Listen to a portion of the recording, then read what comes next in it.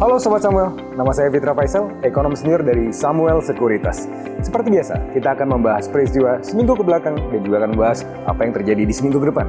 Sebagaimana yang kita ketahui, seminggu yang lalu kita mengalami peristiwa pesta demokrasi tanggal 14 Februari. Kita milih presiden dan juga calon wakil rakyat. Dan sebagaimana yang juga dikehendaki pasar, pemilu ternyata terjalan satu putaran. Dan pasar sebenarnya sudah menghendaki ini semenjak awal Januari. Kita sudah melihat fenomena ini bagaimana pasar memprice in kemungkinan satu putaran dan itu sesuai dengan ekspektasi mereka. Kita juga melihat ada capital inflow net foreign buy sekitar 3,8 triliun rupiah masuk di tanggal 15 dan tanggal 16 Februari sebagai bagian dari euforia pasar. Dan tapi di saat yang bersamaan kita juga masih melihat sebenarnya ini masih di bawah ekspektasi. Pasar sebenarnya bisa bereaksi lebih positif. Ada konstrain-konstrain lain yang kita lihat, karena ada beberapa pair pasangan nomor 1 dan nomor 3 yang masih menghendaki ada judicial review. Itulah demokrasi, dan itu yang harus kita terima. Satu putaran, dua putaran, yang penting ekonomi jalan dan ekonomi maju.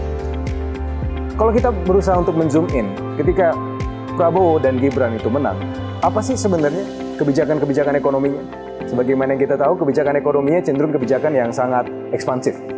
Nah, ini berimplikasi pada beberapa hal. Yang pertama adalah adanya kemungkinan perekonomian kita akan tumbuh di atas 5%. Dan ini sejalan dengan plan dari kebijakan ekonomi mereka. Kebijakan untuk kemudian makan siang gratis, susu gratis, dan juga beberapa kebijakan-kebijakan subsidi yang mana itu akan kemudian memboost perekonomian di atas 5%. Coba, ada beberapa hal mungkin yang juga harus kita ketahui. Di tengah dorongan dari sisi fiskal, kita juga harus tahu apa sih dampak-dampaknya. Dan beberapa dampak, setidaknya ada dua. Yang pertama adalah adanya pelebaran fiscal deficit. Fiscal deficit kita perkirakan bisa sampai 2,7%.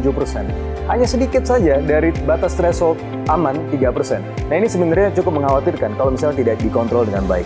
Karena di sisi yang lain, di akibat yang kedua, kita bisa melihat dari bond market ini tentunya akan tertekan. Kenapa?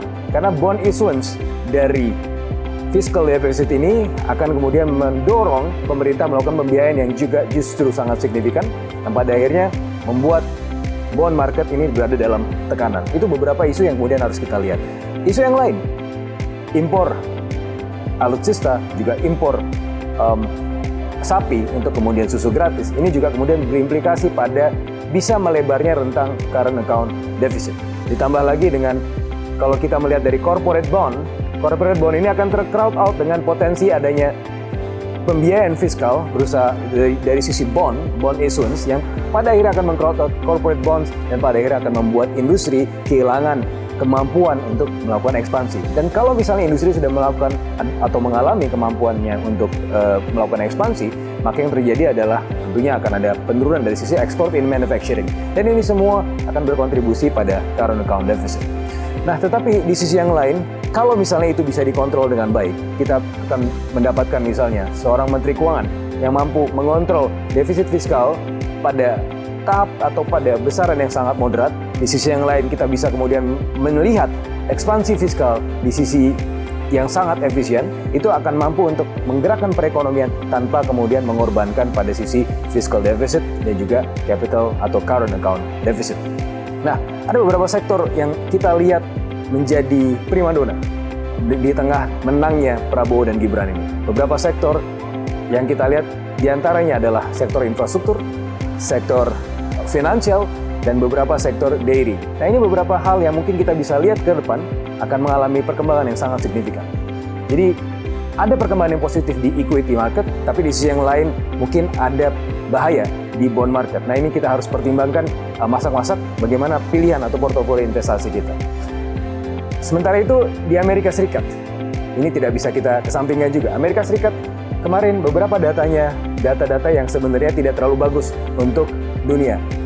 Di satu sisi ada inflasi yang tinggi, yang di atas konsensus 3,1%, padahal konsensusnya adalah 2,9%. Kemudian kita juga melihat sebenarnya ada data yang cukup encouraging bahwa retail sales itu turun, mana sebenarnya ini akan melepaskan tensi The Fed untuk tidak menaikkan atau tidak kemudian mempertahankan suku bunganya di level sekarang. Bisa saja menurunkan suku bunganya. Tapi masalahnya, Producer Price Index kemarin baru diumumkan naik month-to-month 0,3% dan ini di atas konsensus. Ini juga kemudian membuat pasar bereaksi negatif, terutama pasar Amerika Serikat, dan tentunya juga akan berimplikasi pada pasar di negara berkembang, terutama juga di Indonesia. All in all, kita melihat potensi yang sangat luar biasa dari kemenangan satu putaran ini, ya kita bisa segera berlanjut.